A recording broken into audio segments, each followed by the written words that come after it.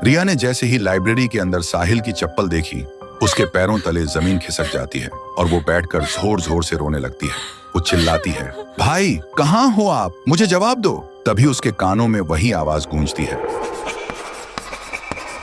वो पीछे घूमती है और देखती है ब्लैक बोर्ड अपने आप लिख रहा होता है, अर्जुन मिस्ड रोल नंबर 13। देखते ही रिया की सांसें रुक जाती हैं और वो समझ जाती है कुछ तो बहुत डरावना है यहाँ।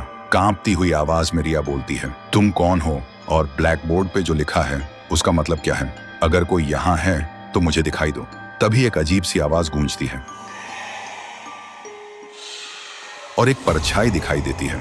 एक लड़का स्कूल यूनिफॉर्म में, उसकी आंखों में सिर्फ दर्द। वो कहता है, सब मुझे भूल गए। रिया पूछती है, तुम कौन हो और चाहते क्या हो? परछाई बोलती है, मैं हूँ अर्जुन, मिस्ड रोल नंबर 13। आज से 5 साल पहले की बात है। मैं बचपन से अनाथ था।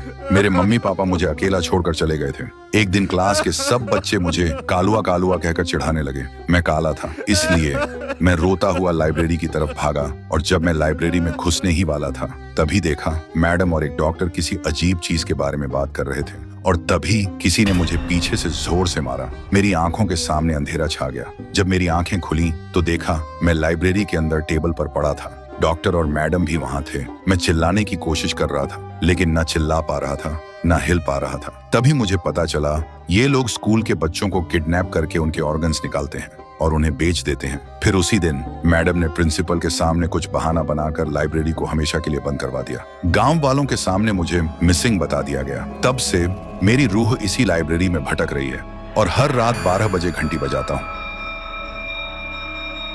बस इस उम्मीद में कि कोई आए, मेरी कहानी सुने और मुझे इंसाफ दिलाए। रिया की आंखों में आंसू आ जाते हैं। वो बोलती है, मैं तुम्हारा दर्द समझ सकती हूँ, लेकिन मेरे भाई ने क्या किया था? उसे क्यों गायब कर दिया? वो कहाँ है? अर्जुन बोलता है, तुम्हारा भाई बिल्कुल ठीक है।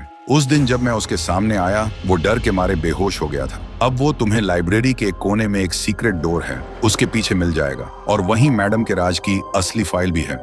अगली सुबह रिया और साहिल गांव के लोगों के सामने आते हैं। साहिल को जिंदा देखकर सब लोग हैरान हो जाते हैं। रिया वो फाइल सबके सामने रखती है जिसमें मैडम का हर काला सच साफ साफ लिखा था। कुछ देर बाद पुलिस आती है और जो भी लोग इस राज के पीछे थे सबको गिरफ्तार कर लेती है और अर्जुन, उसे अब इंसाफ मिल चुका होता है। उसकी रूह धुआं की तरह हवा में गुम हो जाती है। तो दोस्तों, अगर आपको ये कहानी पसंद आई हो और आगे भी ऐसी हॉरर सीरीज चाहिए हो तो कमेंट करो